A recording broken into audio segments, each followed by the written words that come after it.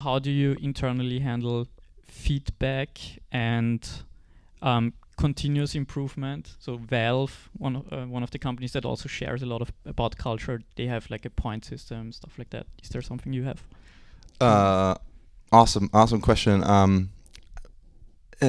I've actually so right before I came here, I was working on this. I was working on what is our feedback system going to look like, because you're absolutely right. Before, your boss will tell you like, this is how well you've done, right? Or like, hey, you need to do better. But now you don't have a boss, right? But as humans, we still want to know how well we're doing, right? We want to know, we want to hear. This great, and this is also from the book Reinventing Organizations. There's this great example. I don't know if you've heard about this room where you sit in this room and it's completely soundproof. So you hear absolutely nothing. There's no kind of like actual acoustic feedback and sound feedback coming back to you. And apparently the longest a person has ever managed to sit in that room is 45 minutes, because people go crazy. They don't hear any noise. They feel like, what's going on? And it's kind of similar to that in companies, right? If you never hear how you're doing, right? No one ever tells you if you're doing good, if you can improve. If no one ever tells you that, you sort of go mad, right? You go crazy.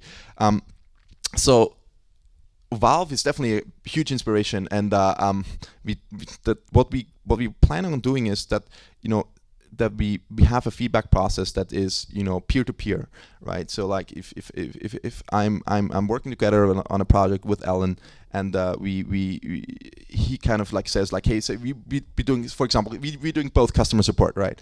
And we say like, hey Alan, you're gonna do 10 tickets a day, I'm gonna do 10 tickets a day, and then 2 weeks in, I've only done 1 ticket a day, right? And then Alan is like, he's gonna say like, hey dude, what's up? You've only been doing 1 ticket. He's gonna try and help me understand that I need to do my 10 tickets, right? So it's sort of the self-managed feedback. What's really important with that feedback process, what we've learned, is to create a safe environment, to not negatively criticize people or blame people or make people hurt people, right? But to be like, hey, Alan's gonna come to me and say like, hey, maybe Leo, is there something going on in your life that I should know about? I'm sure you want to do the 10 tickets. Maybe there's something I can do. Maybe there may be something that's stopping me from doing it. Creating a safe space is actually the biggest challenge, to give each other feedback, right? As a boss, it's more easily to be like, hey, I'm doing good, you need to do better. It's a little easier. But if you really kind of like, hey, we're both in the same boat, and Alan can't fire me, right? Or he can't say like, but he just wants to help me, right? So kind of creating the safe space. Learning which words to use is really important, right? Telling someone you suck at your work, and telling someone like, hey, I feel like there's this one point in time yesterday where you did this. I feel like you could make a small change to that. That is huge difference to what that person can take in, how that person can improve.